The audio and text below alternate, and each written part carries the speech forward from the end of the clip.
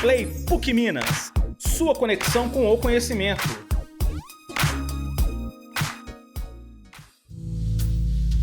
Liberdade, igualdade e fraternidade. Você certamente já ouviu esses princípios antes. Mas calma que essa conversa não é sobre a Revolução Francesa. Nessa temporada do PUC Play, agora também em vídeo, vamos discutir os direitos sociais fundamentais com a ajuda de especialistas em diversas áreas do conhecimento. Nosso objetivo será entender o que são esses direitos, quais são suas particularidades e em quais contextos do nosso cotidiano eles se aplicam.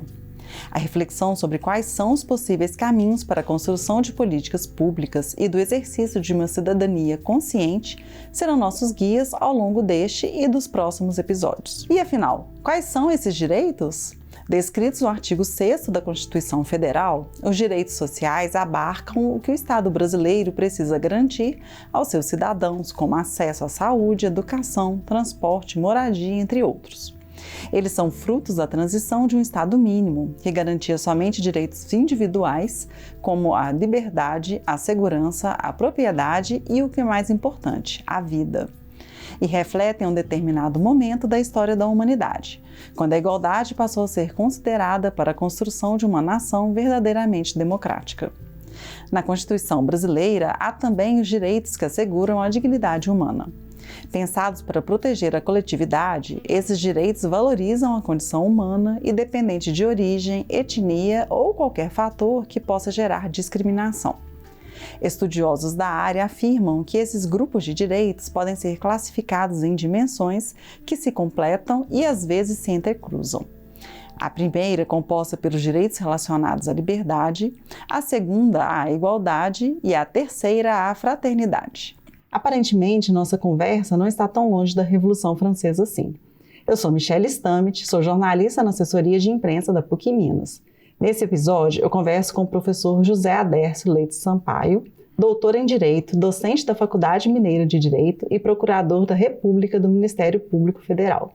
Professor, muito bem-vindo, muito obrigada por aceitar nosso convite. É um prazer todo meu, Michele, e ainda mais sobre um tema tão importante. Vamos lá então, professor. Eu gostaria de iniciar a nossa conversa em relação aos direitos sociais fundamentais com os princípios da Revolução Francesa, que eu mencionei agora na abertura. Como se deu essa construção na nossa Constituição? Bom, é muito interessante, não só na nossa Constituição, mas dentro do processo do constitucionalismo como um todo. A primeira grande onda de direitos e que reflete na nossa primeira Constituição de 1824, como você bem notou, se ancorava na ideia de liberdade. Então, a grande defesa era da autonomia das pessoas. Então, nós tínhamos o direito à vida, claro, o direito à propriedade, as garantias processuais, importantíssimas no processo histórico. E a grande promessa que estava atrelada à ideia de Estado mínimo e de que o mercado resolveria todas as questões, as demais questões, inclusive a igualdade. 100 anos depois, isso se mostra bem complicado, porque nós não tínhamos exatamente a promessa de que aqueles que estariam em condições piores ou na base da pirâmide social teriam qualidade de vida, etc. Ao contrário, nós tivemos uma defasagem muito grande de pessoas cada vez mais ricas e pessoas cada vez mais pobres. E, portanto, de fato, o mercado gerou riqueza, mas essa riqueza não foi distribuída de uma maneira, pelo menos, razoável, para não dizer equânime. Isso gerou uma série de movimentos. Só para abreviar, porque nosso tempo é curto, mas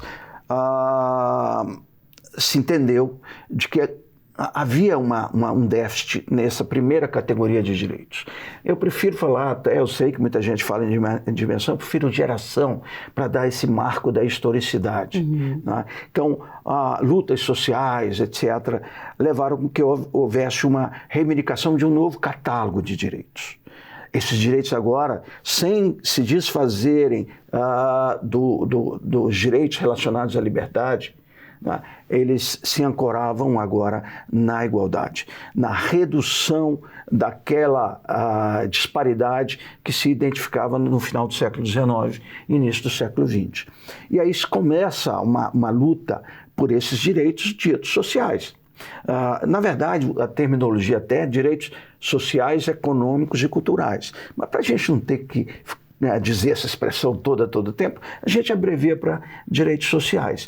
E são eles, né? A ideia de um direito à educação. A educação é a base de tudo, nós sabemos. Mas a educação, ela deve ser prestada de um modo que todos tenham acesso a ela. Assim também a saúde, assim também a moradia, assim também o lazer. E essa grande luta, dizer assim, olha, nós não vamos igualar, não é igualdade material, porque o modelo econômico não é esse, mas é a gente tentar nivelar o mais possível o ponto de partida das pessoas. Pelo menos igualdade de acesso. Exato. E o ponto de partida. Nunca vai ser exatamente igual, porque as oportunidades de quem é bem mais rico serão muito maiores do que quem é bem mais pobre, mas você diminui esse ponto de partida. E aí você tem toda uma onda. Nós fomos contaminados por essa onda, ainda bem, mas não foi apenas uma dádiva. Eu sempre defendo de que é um processo histórico de luta. A nossa primeira Constituição foi de 34, que a primeira que reconheceu os direitos, esses direitos sociais. E a partir daí virou assim, com maior ou menor normatividade, com maior ou menor amplitude desses direitos, eles passaram a compor os textos da nossa Constituição. Mesmo a de 37, que é uma Constituição meio que a gente chama de semântica, a de 46, também a Constituição de 67 e, finalmente, de uma maneira ainda mais enfática, a Constituição de 88.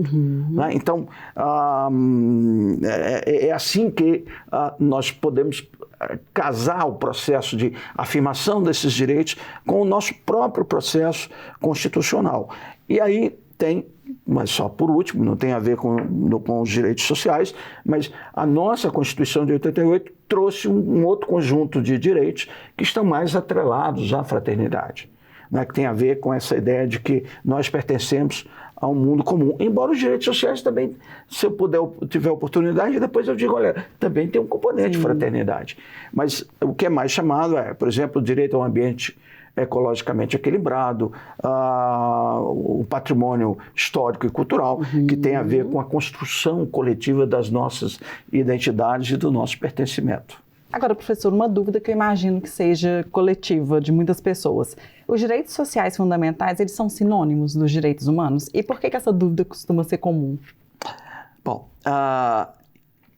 na verdade, são termos equivalentes com perspectivas diferentes. Quando nós usamos mais a expressão direitos humanos, nós estamos ou debatendo do ponto de vista filosófico, de justificação, e aí é mais comum nós falarmos direitos humanos até do que direitos fundamentais. Ou quando nós estamos falando no plano internacional. Então, eu tenho o direito humano à vida é reconhecido pelo Pacto Internacional de Direitos Civis e Políticos, um pacto da ONU. Ou eu tenho uma série de direitos reconhecidos pela Convenção Interamericana de Direitos Humanos. Então, quando nós falamos no plano internacional, nós costumamos usar a expressão direitos humanos. E se criou, isso é mais ou menos uma convenção, de que quando nós falamos no plano interno, a partir da Constituição, aqueles mesmos direitos que nós chamamos de humanos, eles são chamados de fundamentais. Mas a rigor, eles se equivalem. Tanto que a gente fala de direitos humanos fundamentais, ou só direitos humanos, ou só direitos fundamentais. Entendi. Em relação à natureza e às dimensões desses direitos, que você tratou como geração, né? Pode falar mais sobre como eles foram elaborados e por que foram classificados dessa forma? Bom, um pouco eu até já respondi antes, tem a ver com o processo de afirmação desses direitos, né?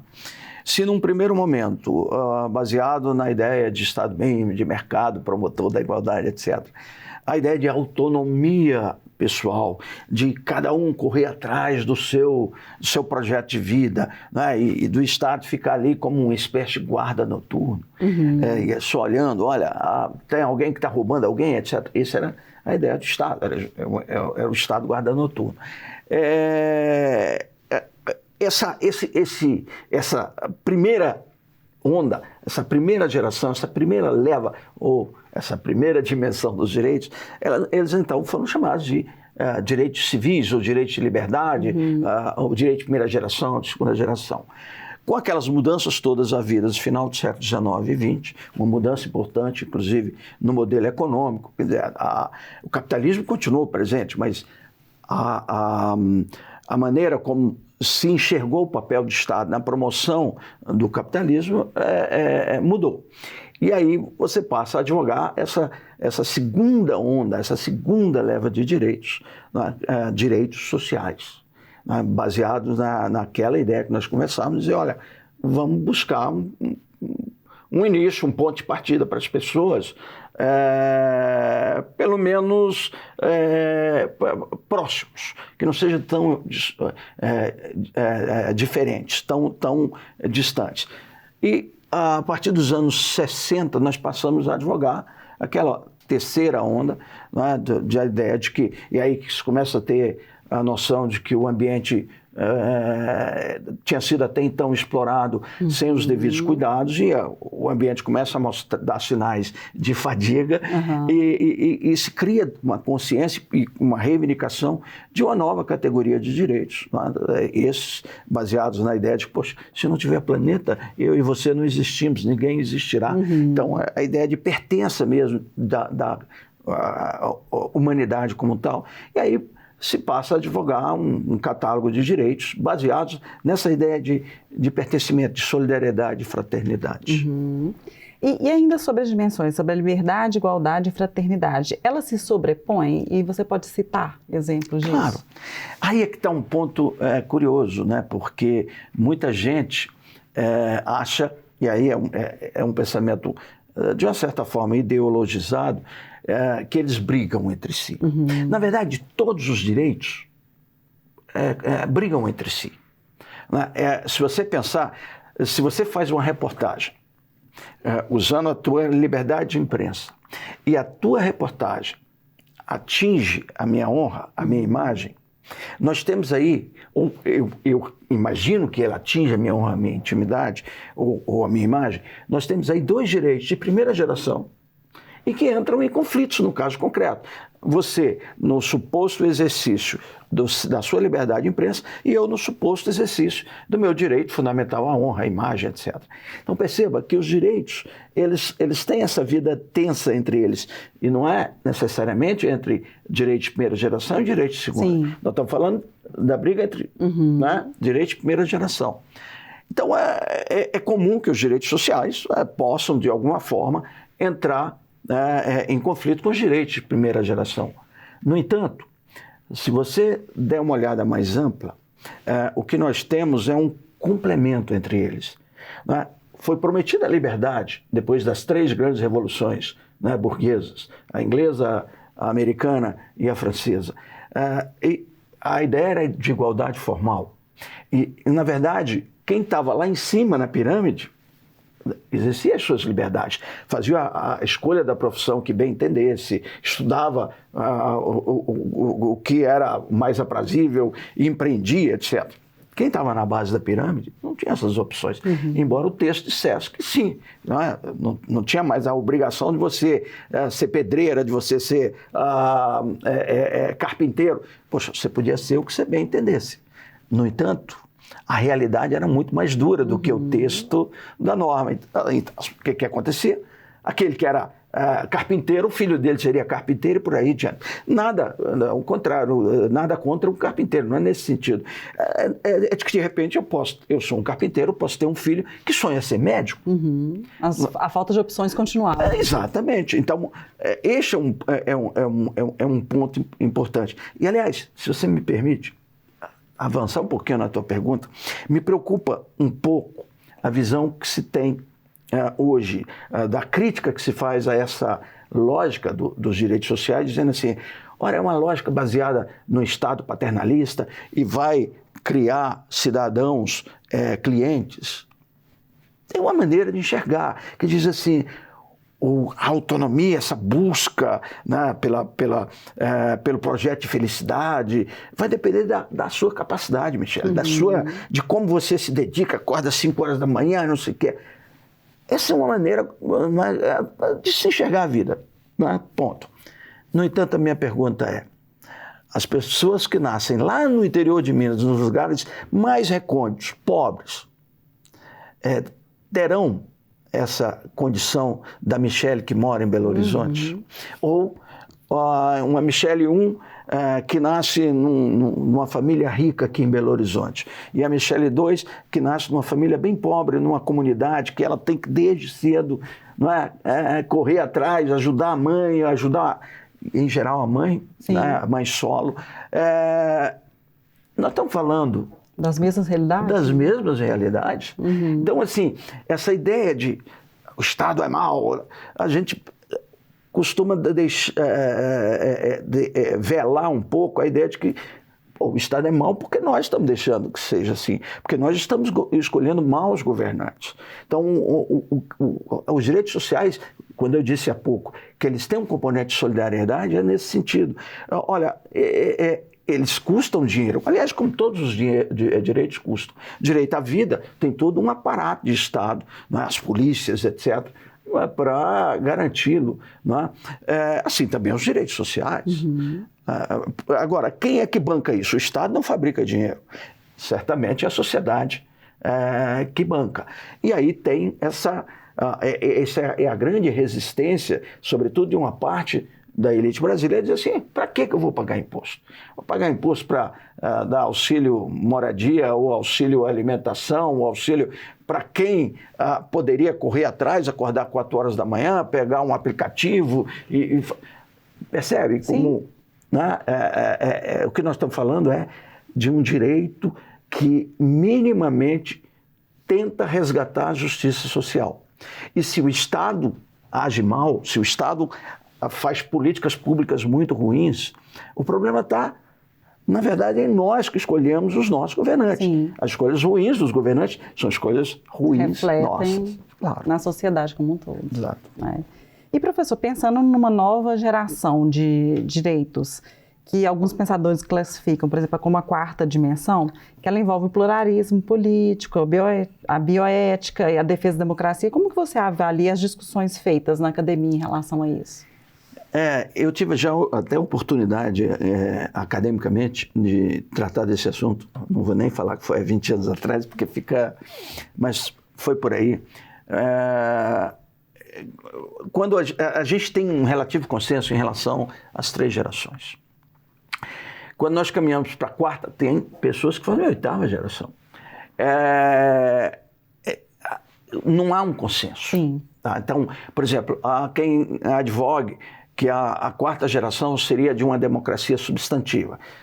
Eu estou até preocupado, porque o que nós estamos assistindo são ataques à democracia, então, talvez, eu nunca fui muito adepto disso, porque eu achava que a democracia estava na interligação entre todas as gerações, era uma outra forma de abordar, mas, enfim, dado esses ataques no Brasil e fora do Brasil à democracia, eu começo a dizer, poxa, para mim, democracia é uma condição de possibilidade dos direitos. Né? Mas, enfim, isso é um outro debate para um outro dia.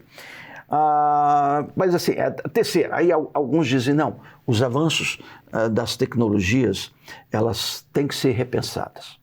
Então, imagina você, se falou da biotecnologia, posso te falar dos avanços das neurotecnologias. Né? Há uma série de invasões da tua intimidade, que antes nós falávamos só da intimidade digital, que já era um avanço, que eram as pessoas, ou os programas, ou os algoritmos, capturando as tuas informações, inicialmente informações sensíveis, importantes, depois até, né, como o Cambridge Analytica mostrou, capturando as tuas propensões, conhecendo talvez mais você do que o seu próprio analista. Você mesmo e o seu analista. Não é porque o algoritmo ia lá e te estimulava com uma determinada mensagem, e dependendo da tua reação, não é, eu dizia, ela tem uma tendência a ser mais extrovertida, tem uma tendência a ser mais introvertida, e aí eu ia te cutucando digitalmente para obter essas respostas e te manipular. Olha que coisa maluca. A ideia de autonomia lá atrás agora, no mundo digital, é algo que ganhou uma outra dimensão. Para piorar ou para melhorar, porque também tem um lado bom dessa história, que é a capacidade de tratamentos, etc. Você tem hoje a neurotecnologia, que cada vez mais é capaz, por meio de uma série de técnicas de ressonância funcional, etc., de ela identificar quando você reage mal, quando você reage bem, quais são os gatilhos, de acordo com o mapeamento que é feito do teu cérebro. Então, o que se advoga é dizendo, olha, nós temos que pensar aquele conjunto de direitos que nós temos e adequá-lo a esta nova realidade. E 2, ainda também, veja que é uma adequação, agora até dos direitos sociais. Nós temos que garantir a todos o acesso a essas novas tecnologias. Porque senão nós vamos criar, em cima daquela simetria existente, nós vamos criar uma outra simetria, daqueles que são excluídos do processo. Não sei se você já escutou até uma expressão que para mim cheira um pouquinho ao darwinismo social, que é o transhumanismo. Não. Transhumanismo, se você certamente já assistiu a uma série de filmes de ficção científica, o transhumanismo estava ali presente. Eu te conectar com a máquina, mas eu te conectar de tal forma que eu tenho a ampliação da tua inteligência, a redução das tuas doenças, né? E a melhoria da tua qualidade de vida. Essa é a promessa do transhumanismo. A questão é, essas tecnologias não são baratas. Não, vão ficar baratas, como um telefone celular era caríssimo. Tem alguns muito caros, mas tem uns mais acessíveis. Sim. A questão é que essas tecnologias, num universo de 20, 30 anos, não serão baratas. E aí de repente, vai ter alguém que terá acesso a essa tecnologia e, poxa, vai viver, tem alguns que sonham com isso, 150 anos, né? Cheio de colágeno, ou cheia de colágeno, etc. E outros que vão continuar na miséria. Então, se advoga uma nova onda de direitos que reforcem esses novos desafios postos à autonomia e à igualdade. Alguns autores, e é bom dizer, e é uma preocupação válida, falam em poluição de direitos. Dizem assim, olha, isso não é um direito nulo. Isso, na verdade, quando nós falamos, né, de não ter meus dados captados por testes neurológicos ou por um algoritmo na rede, na verdade é a liberdade aplicada a esse novo domínio. Readequação. A esse novo domínio. Então nós temos aqui, como a liberdade é mutante. A liberdade, ela tinha um significado bem mais geral durante a Revolução Francesa, durante a Revolução Americana, etc. E ela ganhou novos amigos, novos conteúdos dentro da própria palavra liberdade. Sim. Não é? Então, o que se advoga, não vamos criar, porque quanto mais direitos houver, assim, mais você advogar uma nova autonomia, mais confuso difícil. fica, e você pode prejudicar aqueles já conquistados. Essa é a crítica. E, professor, para finalizar, na sua avaliação, os mecanismos de tutela dos direitos fundamentais, que são os meios previstos na Constituição para prevenir, corrigir, reprimir e ressarcir as violações aos direitos do Estado brasileiro, eles são adequados, assim? O que pode ser melhorado e qual seria o papel do cidadão nessas possíveis reivindicações? Começar pelo fim. A gente tem olhado muito para o direito e, mais especificamente, para acionar o judiciário, etc., para a promoção dos direitos. Não está certo, não está errado. Não é? No entanto, o cidadão ele tem que ter a consciência Ele pode acreditar, é direito de cada um que nós temos, nós vivemos numa sociedade democrática. De eu imaginar que, poxa, eu quero um empreendedorismo, eu não quero o Estado. Então, eu vou escolher um líder que tenha esse perfil. Eu estou corretíssimo, eu estou dentro do meu exercício da liberdade. Ou eu posso imaginar, poxa, o Brasil é um país assimétrico, o país é um país desigual. Tem um fenômeno da corrupção? Tem, mas quem está se corrompendo? Não é? Vamos mapear isso e vamos fazer escolhas. Eu insisto, a dimensão política ele é até mais importante que a dimensão jurídica. A dimensão jurídica, ela tenta, etc., mas se não tiver um aparato de leis e de políticas públicas que tornem efetivos, por exemplo, direito à saúde, o direito à educação, etc., não funciona. Não adianta. Mas, direto também a sua resposta. A nossa Constituição é uma das que oferece o maior repertório de instrumentos processuais para os indivíduos e para grupos. E muitas vezes o indivíduo não tem legitimidade. Por exemplo, tem uma ação civil pública. O indivíduo não pode ajuizar, mas uma ONG pode ajuizar. Percebe? Então, é uma provocação a dizer, olha, o problema é de juntar grupos para que esses grupos defendam, né, o direito à saúde, o direito à educação. E há muitas ações civis ajuizadas nesse sentido. O âmbito do consumidor, isso é muito mais vivo, mas no âmbito também da saúde, isso se faz presente na questão ambiental e assim por diante. Há duas coisas que eu imagino que nós possamos ter de melhoria. Uma é o judiciário ficar mais atento a essas questões. Existe um discurso, falei há pouco, de que os direitos sociais envolvem dinheiro. E há um argumento dizendo, olha, eu não posso dar casa para todo mundo porque o Estado não tem recurso. Nós sabemos que isso é verdade. No entanto, a questão é de prioridade. Quais são as prioridades dos gastos públicos? Os gastos prioritários deveriam ser em educação, em saúde, e nós sabemos que não é. Eu entendo a lógica, por exemplo, do fundo partidário, mas eu me preocupo. Falei, poxa, precisava daquele dinheiro todo para fazer uma campanha? Sim. Não é? Isso para não falar de eventuais desvios, etc. Que são desvios que, se as escolhas forem certas, esses desvios, não sei se acabarão, que é um mundo ilusório, mas diminuirão, percebe?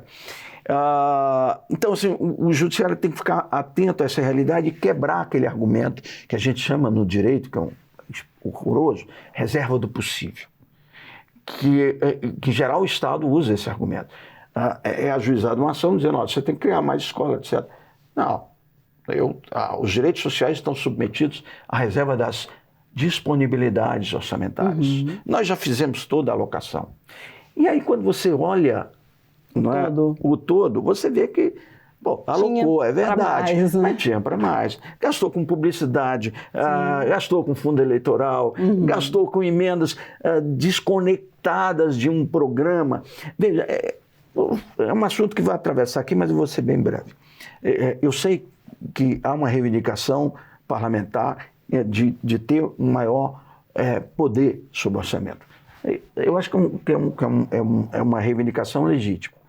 O grande ponto é que foi passado um volume expressivo de dinheiro e esse dinheiro, mesmo com as emendas atuais, eles não estão conectados com uma política pública maior. Então, poxa, a política pública envolve um planejamento, uma alocação prioritária com base nesse planejamento para obter resultados. Na hora que eu tiro o dinheiro do orçamento, aí nós vamos comprar uma escola acolá, instalar uma escola acolá. É todo fragmentado. É todo fragmentado. Então, o resultado da política pública fica muito aquém. Então, veja, não é só uma questão do judiciário dar a resposta, que precisa. O judiciário tem que atuar diante de uma certa disfuncionalidade do sistema político brasileiro. Mas ele não vai resolver por si só. Tem que ter essa camada da política. E essa camada da política depende de nós, na condição de cidadão. É isso. Muitíssimo obrigada, professor. Até a próxima. Até a próxima. Obrigado a você. O PUC Play é o videocast quinzenal da Secretaria de Comunicação da PUC Minas e vai ao ar também em áudio às quintas-feiras nas principais plataformas. Ele é produzido em parceria com a produtora Emotion Audiovisual, responsável pela gravação, sonorização e edição. O roteiro e produção são dos jornalistas Débora Almeida e Rafael Calisto. Não se esqueça de avaliar nosso conteúdo na sua plataforma favorita. Esse assunto é extenso, então no próximo episódio a gente continua a conversa com o professor José Adércio, que vai nos ajudar a entender por que os direitos sociais podem eventualmente entrar em conflito. Até lá!